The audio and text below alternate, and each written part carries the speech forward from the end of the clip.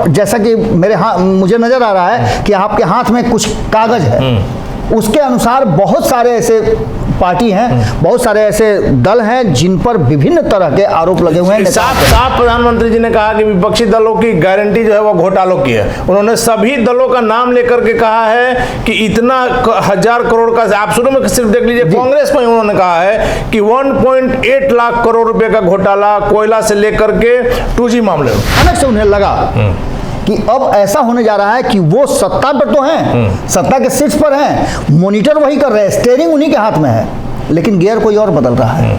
लालू प्रसाद पर उनको शक हुआ कि अब वो पलट सकते हैं उनको, तो उन्होंने आस्ते से फिर से स्विच किया। और उससे पहले कई ऐसे मुद्दे थे जो भारतीय जनता पार्टी ने लागू किए, उन पर उन्होंने हस्ताक्षर भी किया, यानी कि उन्हें स्वीकृति भी दी। जैसे आपने नोटबंदी देखा होगा, नोटबंदी पर उन्होंने स्वीकृति हैं आप, तो नरेंद्र मोदी का नाम बाहर आता है, अभियान समिति के अध्यक्ष बनाए जाते हैं, और नीतीश कुमार बाहर चले आते हैं। क्लिष्ट करना जरूरी है। पिछले लंबे समय से 70 सालों से जो देश में चल रहा था उसको थोड़ा सा ट्विस्ट करना है, और उसने ट्विस्ट किया। 2 करोड़ युवाओं को कहा कि हम आपको रोजगार देंगे, प्रतिवर्ष देंगे। उसके बाद उसने कहा कि जो हमने वादा किया था, अब तो नीतीश कुमार है नहीं कि उनके चलते कोई समस्या होगी, उसके लिए। नमस्कार, आज एक ऐसी खबर लेकर के आए हैं जिसे जानना आपके लिए बहुत जरूरी है। प्रधानमंत्री मोदी के एक ही मास्टर स्ट्रोक ने बिखेर कर रख दिया है मुख्यमंत्री नीतीश कुमार के प्लानिंग को। चर्चा उठ रही है कि क्या मुख्यमंत्री नीतीश कुमार इस मोदी के इस मास्टर स्ट्रोक के बाद फिर से आएंगे एनडीए के साथ। कल आपने देखा जिस प्रकार से 543 लोकसभा क्षेत्रों में 10 लाख कार्यकर्ताओं से प्रधानमंत्री मोदी ने पहली बार संवाद किया, खास करके यूनिफॉर्म सिविल कोड, जिसे आम भाषा में आप कह सकते हैं कि सबके लिए समान कानून। क्या 2024 के लोकसभा चुनाव के लिए मोदी ने अब अपना दांव चल दिया है, अपना पासा फेंक दिया है? 23 तारीख को जिस प्रकार से देश भर के तमाम विपक्षी पार्टियां बिहार में जुटी थी, निश्चित तौर पर भारतीय जनता पार्टी के लिए भी समस्या क्रिएट हो सकती है, ऐसा बीजेपी का भी मानना है। इस विषय पर चर्चा करेंगे। हमारे साथ बाबा क्या लग रहा है, मोदी ने मास्टर स्ट्रोक चल दिया? देखिए अनिल जी, इस पूरे घटनाक्रम को सीधे सीधे देखना नहीं होगा जी। आप इस घटनाक्रम को 2014 से शुरू कीजिए ना। 2014 में जब आते हैं आप, तो नरेंद्र मोदी का नाम बाहर आता है जी, अभियान समिति के अध्यक्ष बनाए जाते हैं, और नीतीश कुमार बाहर चले आते हैं। पूरा खुला मैदान मिल जाता है भारतीय जनता पार्टी को खेलने के लिए, और खेलती है। अब खूब बढ़िया से खेली हुई, उसका रिजल्ट भी आया। और खेलने के क्रम में उसने कुछ ऐसे मुद्दे रख दिए, उसने कहा कि पूरे दुनिया भर से जितने भी काले धन हैं हम वापस लाएंगे। दूसरा उसने कहा क्या कि ये देश जो है युवाओं का देश है, सबसे अधिक संख्या में युवा हैं, युवाओं को आकृष्ट करना जरूरी है। पिछले लंबे समय से 70 सालों से जो देश में चल रहा था उसको थोड़ा सा ट्विस्ट करना है, और उसने ट्विस्ट किया। 2 करोड़ युवाओं को कहा कि हम आपको रोजगार देंगे, प्रतिवर्ष देंगे। उसके बाद उसने कहा कि जो हमने वादा किया था, अब तो नीतीश कुमार है नहीं कि उनके चलते कोई समस्या होगी, उसके लिए कॉमन एजेंडा बनाना पड़ेगा। सीधे उसने कहा क्या कि भाई हम जितना भी एजेंडा अब तक हमारी पार्टी ने बनाया है, चाहे वो धारा 370 हो, 3 तलाक हो, और जितने भी मुद्दे थे, उन सारे मुद्दों को लेकर के हम आपके सामने आएंगे, और राम मंदिर भी बनाएंगे। ये सबसे बड़ा उसका असर नजर भी आया। बिल्कुल। अब यहाँ जो 2014 में हुआ उसका असर क्या हुआ, तो सबने देखा। भारतीय जनता पार्टी सत्ता में आई और विपक्ष कहीं दूर दूर तक नजर नहीं आया। यहाँ तक कि विपक्ष की सबसे बड़ी पार्टी के पास इतना भी संख्या नहीं था कि वो नेता प्रतिपक्ष बने। इसके बाद आप 2014 की बात को वहीं रख लीजिए। 5 साल में जैसे नीतीश कुमार मतलब एक बार कमा के रख दिए। सावन में आप जानते हैं, सावन का महीना तो आइए, 1 महीना का कमाई, और पूरा सावन में आप देखते हैं कि देवघर के लोग जो हैं 1 महीना कमाते हैं और पूरे साल भर खाते हैं। नीतीश कुमार ने 2005 से 2010 तक जो किया उसी की कमाई आज तक खा रहे हैं जी। भले ही वो उन्हीं के साथ चले गए जिनके विरुद्ध आए थे जी। 2014 में वही हुआ। नरेंद्र मोदी ने अपनी बातों को रखते हुए और सीधे तौर पे एक ऐसी बात सामने रख दी जिससे लोगों ने कहा कि नहीं, यही वो आदमी है जो हमें हर तरह से ठीक रख सकता है, हमारे घर तक पहुंच सकता है, हमारे घर खुशहाली दे सकता है और इस देश को भी बेहतर ढंग से चला सकता है। उसके बाद आपको याद होगा कि जब नरेंद्र मोदी सदन में पहली बार पहुंचे थे तो संसद भवन के सामने उन्होंने क्या किया था, साष्टांग दंडवत किया था दरवाजे पर। याद रखिएगा, इस पॉइंट को आगे भी जरूरत पड़ेगी। और इसके बाद इस देश ने 5 साल का भाजपा का शासन देखा। इस शासन के बीच में बहुत कुछ ऐसा देखा जिसमें नीतीश कुमार ने सत्ता बदला, 2015 में बिहार में हार हुई, दिल्ली में बुरी तरह से हारी, कई राज्यों में उसकी सरकारें बनी, लेकिन दो, एक दिल्ली और दूसरा बिहार, एक जो हस्तिनापुर है जहां गद्दी संभालना है, और दूसरा बिहार जो लोकतंत्र की जननी है। तमाम प्रयासों के बाद दोनों जगह निकल गया, दोनों जगह हुआ। और लेकिन इसका फायदा ये मिला कि नीतीश कुमार ने तब से, हम जो आज ये कहने जा रहे हैं कि नीतीश कुमार साथ आएंगे, ये हमारा बड़ा ठोक के दावा है। ये कोई हम ऐसी मजाक नहीं कर रहे हैं। आपका दावा वैसे भी पूरा ठोक बजा कर रहता है। नीतीश कुमार ने जैसे ही 2015 में लालू प्रसाद के साथ मिलकर के सरकार बनाई, उसके बाद से नीतीश कुमार लगातार चलते रहे। अचानक से उन्हें लगा कि अब ऐसा होने जा रहा है कि वो सत्ता पर तो हैं, सत्ता के शीर्ष पर हैं, मॉनिटर वही कर रहे हैं, स्टीयरिंग उन्हीं के हाथ में है, लेकिन गियर कोई और बदल रहा है। लालू प्रसाद पर उनको शक हुआ कि अब वो पलट सकते हैं उनको, तो उन्होंने आस्ते से फिर से स्विच किया। और उससे पहले कई ऐसे मुद्दे थे जो भारतीय जनता पार्टी ने लागू किए, उन पर उन्होंने हस्ताक्षर भी किया, यानी कि उन्हें स्वीकृति भी दी। जैसे आपने नोटबंदी देखा होगा, नोटबंदी पर उन्होंने स्वीकृति दी, और 2017 में भारतीय जनता पार्टी के साथ चले गए। इसके बाद क्या हुआ, ये एक मुद्दा था जहां अलग भी हुए और फिर गए भी। दूसरा सबसे महत्वपूर्ण बात कि 2019 के चुनाव को आप देख लीजिए। 2019 में भारतीय जनता पार्टी ने फिर एक मुद्दा लाया, और ये मुद्दा था सर्जिकल स्ट्राइक का। देश नहीं टूटने देंगे, देश नहीं बिकने देंगे, देश नहीं ये होने देंगे, वो होने देंगे, सारा नारा नरेंद्र मोदी ने दिया। और इसका जबरदस्त असर, इसका असर ये हुआ कि पिछले 2014 से भी सारे लोग भूल गए कि काला धन आया कि नहीं आया, नौकरी मिली कि नहीं मिली, राम मंदिर पर फैसला हुआ कि नहीं हुआ। लेकिन 2 चीजें जरूर हो गई थी इस बीच में। राम मंदिर का फैसला हो चुका था, और ये लोगों को लगा कि नहीं, वास्तव में ये सरकार, हालांकि फैसला तो कोर्ट को करना था, लेकिन भारतीय जनता पार्टी ने उसका ब्राउनी पॉइंट लिया, और 2019 में और ज्यादा मजबूती से आए। एक मुद्दा उन्होंने दिया था, और वो मुद्दा था देश से जुड़ा हुआ। लोगों की जो भावनाएं हैं देश प्रेम की, चाहे जिस कौम से आते हो, सबको उन्होंने सबसे पहले दिखाया कि देश प्रेम सबसे जरूरी है, देश सबसे जरूरी है। 2019 में उन्होंने पलट दिया। अब एक बार फिर से आप जो चर्चा कर रहे हैं कॉमन सिविल कोड की, ये कॉमन सिविल कोड जो है, इसको लेकर के चर्चाएं तो बहुत पहले से चल रही हैं। आज आप एक चीज महसूस कीजिएगा कि जो लोग नीतीश कुमार जब भारतीय जनता पार्टी के साथ रहते हैं तो उनका एजेंडा दूसरा होता है, अभी इनके साथ आते हैं तो दूसरा हो जाता है। आप ये समझिए, पेन है, इसको कलम भी हिंदी में बोला जाता है, लेकिन इसका प्रकृति तो नहीं ना बदल जाएगा, वो तो वही रहेगा। लेकिन नीतीश कुमार करते क्या है ना कि साफ प्रकृति ही बदल देते हैं। जब भाजपा के साथ रहते हैं तो उससे बड़ा देश प्रेमी कोई नहीं होता है, जब भाजपा के साथ रहते हैं तो नरेंद्र मोदी से बढ़िया प्रधानमंत्री इस दुनिया में कोई नहीं होता है। जब राजद के साथ गए तो उनसे बिल्कुल, जब हट जाते हैं तो कहते हैं कि यही वो आदमी है जो फलाना को परेशान कर रहे हैं, चिराना को परेशान कर रहे हैं। 2024 के लिए जो ये मुद्दा आया है, जिसकी चर्चा कल प्रधानमंत्री ने की, इस चर्चा के बाद इस देश में एक बड़ी चर्चा शुरू होने जा रही है, और ये मुद्दा ऑल वर्सेस वन हो रहा है। यानी एक पूरे देश की पार्टियां एक तरफ है, बिल्कुल, प्रधानमंत्री मोदी आप कह सकते हैं कि एक तरफ, बिल्कुल बिल्कुल। अब इसमें कौन कौन उनके साथ होता है, क्योंकि आम जनता तो इस मामले पर खास करके जो बहुसंख्यक समाज है, वो ये शुरू से डिमांड करता रहा, उसकी इच्छा रही है, अपेक्षा रही है कि इस देश में एक तरह के कानून हों।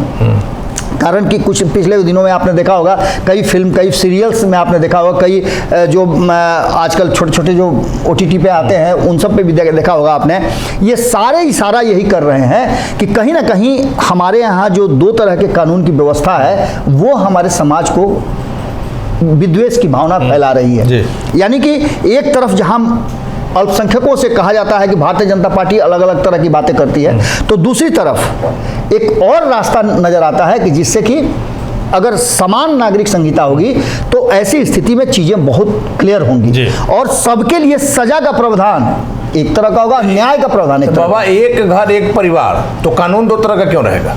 बिल्कुल, बिल्कुल, जब आप ये कहते हैं कि नहीं सबको बराबर अधिकार है, तो ऐसी स्थिति में आप उसका समर्थन कैसे नहीं कर सकते हैं?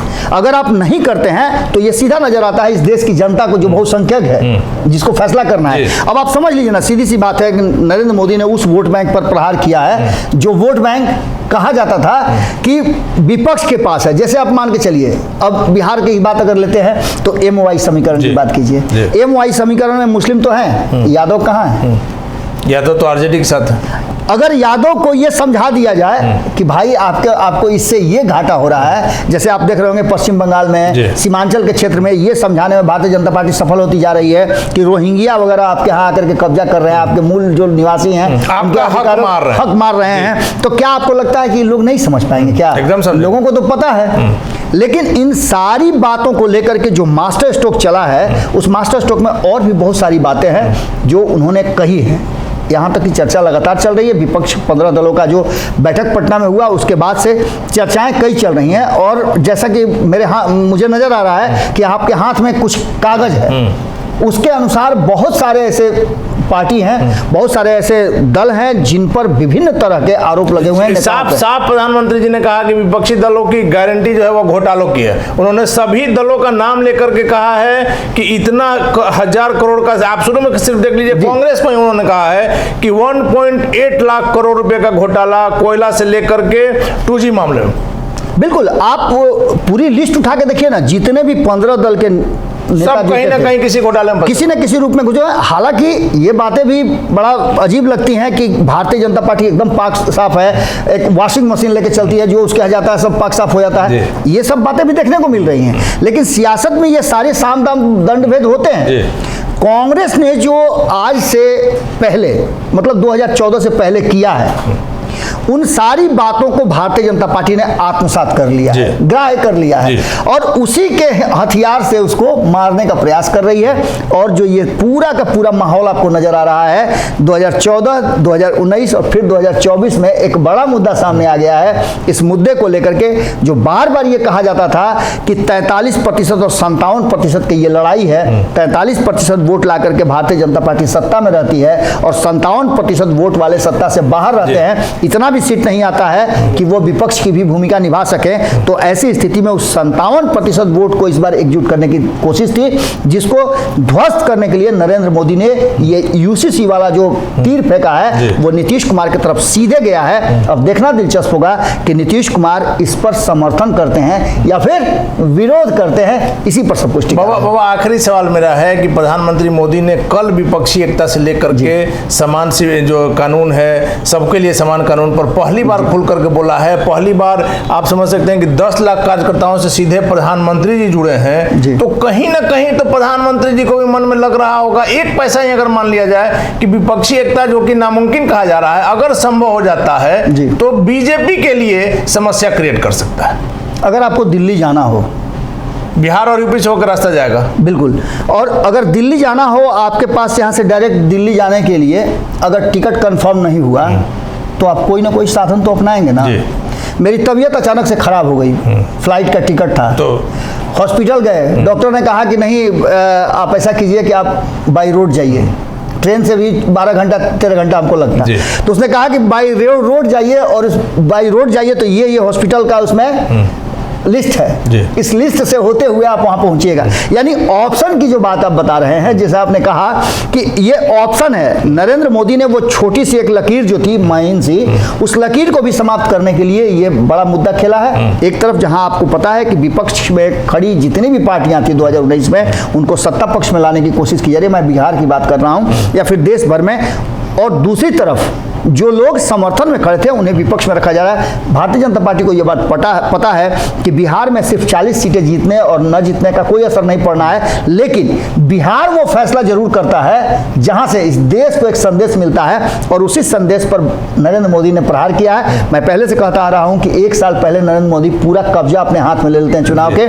और एक बार फिर से उन्होंने ले लिया है। और नरेंद्र मोदी का ये जो एक बार फिर से छोड़ा हुआ तीर है वो सीधे नीतीश कुमार। बाबा हमने आखिरी सवाल कहा था, लेकिन एक ऐसा महत्वपूर्ण सवाल मेरे दिमाग में आ गया जो कि जानना जरूरी है। आपने देखा कि प्रधानमंत्री ने जिन दलों का नाम लेकर के बताया कि इतने लाख करोड़ का घोटाला उनके सामने है और ये लोग उसमें डूबे हुए हैं, इसके लिए वो लोग एकत्रित हो रहे हैं, लेकिन जो हम लोग दावा कर रहे हैं मुख्यमंत्री नीतीश कुमार फिर आ सकते हैं, इसका सबसे बड़ा और वजह क्या नजर आ रहा है कि उन घोटालों की लिस्ट में जदयू का प्रधानमंत्री ने कहीं नाम नहीं लिया कि किसी भी मुद्दा पर जदयू इन्वॉल्व है।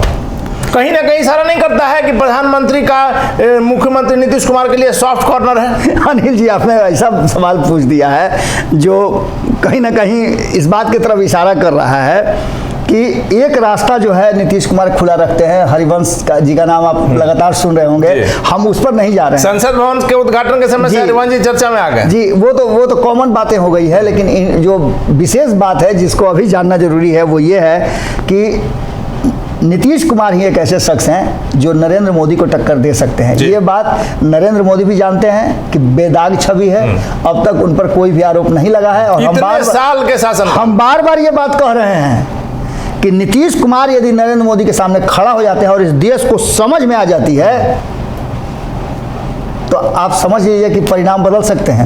और यही कारण है कि बार बार नीतीश कुमार और नरेंद्र मोदी जब सामने आते हैं तो भले ही एक आध बार नीतीश कुमार ने साष्टांग दंडवत किया हो, लेकिन नरेंद्र मोदी ज़्यादा बार करते हैं। और नरेंद्र मोदी जानते हैं कि नीतीश कुमार उनके विकल्प के रूप में एक मजबूत दावेदार हो सकते हैं, इसलिए उन्होंने न नाम लिया है और न अभी कोई ऐसी अंतिम बात फैसला कर दी है। आपने देखा होगा कि जब जब ये नाम आता है नीतीश कुमार का कि फिर से वापस आ सकते हैं, तो सारे लोगों की जो हवा हवाई है वो बंद हो जाती है और नीतीश कुमार पर डायरेक्ट हमला करने वाले लोगों का जुबान बंद होता। अभी भी आप भारतीय जनता पार्टी में एक सम्राट चौधरी को छोड़ करके किसी नेता को सामने खड़ा कीजिए जो नीतीश कुमार के विरुद्ध बोलता है, नहीं बोलेगा। अब इस बात को समझिए, अब इसमें भी बहुत बड़ा गेम है कि एक ऐसे व्यक्ति को प्रदेश का अध्यक्ष बना करके और नीतीश कुमार के सामने छोड़ देना, जाओ जो तुमको करना है करो। जिस आदमी का बैकग्राउंड जो है वो अलग अलग राजनीतिक दलों का रहा है और एक से एक समर्पित आरएसएस के, भाजपा के जो नेता हैं उनको साइड करके देना, ये भी इस बात की तरफ इशारा करता है कि जब भी जरूरत होगा तो भारतीय जनता पार्टी कोई ना कोई नया चेकमेट कर सकती है। चलिए, धन्यवाद बाबा। तो आपने सुना यूनिफॉर्म सिविल कोड में को लेकर के जिस प्रकार से प्रधानमंत्री मोदी ने कल पहली बार कहा, और सबसे बड़ी बात है कि तमाम उन दलों का, विपक्षी दलों का नाम लेकर के उन्होंने अमाउंट तक बताया कि इतने लाख करोड़ के घोटाले में ये दल संलिप्त हैं। अपनी इनकी एकजुटता जो है अपने आप को बचाने के लिए है। वैसे में प्रधानमंत्री का यह वक्तव्य काफी महत्वपूर्ण रखता है, लेकिन मुख्यमंत्री नीतीश कुमार के चेहरे को आप समझ सकते हैं कि कितना बड़ा कद है मुख्यमंत्री नीतीश कुमार का। तमाम केंद्रीय मंत्री रहे, कई विभागों को संभाला, बिहार में 18 वर्षों से मुख्यमंत्री हैं, लेकिन आज तक व्यक्तिगत रूप से एक दाग नहीं है। वैसे में मुख्यमंत्री नीतीश कुमार को आप समझ सकते हैं उनका क्या वैल्यू है कि अगर एनडीए में जाते हैं तो वहां भी उनकी पूछ है, और यहां अगर विपक्ष के छोड़ देते हैं तो पूरी तरह से एक मुख्यमंत्री नीतीश कुमार के छोड़ने से विपक्ष बिखर जाएगा। वैसे में लगातार हमारा यह दावा कि कितना भी आपस में ये लोगों का मन उठा हो, लेकिन मुख्यमंत्री नीतीश कुमार एक बार फिर से प्रधानमंत्री मोदी के साथ जा सकते हैं, एनडीए में जा सकते हैं। यह देखना काफी महत्वपूर्ण होगा। फिलहाल आप खबरों के लिए बने रहे लगातार हमारे साथ। अगर ये वीडियो पसंद आई और वह बिहार के राजनीति और बिहारियत से सरोकार रखेनी तो सब्सक्राइब बटन दबा के चैनल के सब्सक्राइब कर ली। ओजे एगो घंटी बा, ओकरा बटन दबा देला से कुल सटीक और मारक खबर रुआ मुफ्त में मिल जाई। अगर रुआ पत्रकारिता के हमनी के नया प्रयोग में सहयोग कर चाहतानी तो ज्वाइन बटन दबा दी। पेटीएम नंबर नोट कर ली 9386816700। धन्यवाद।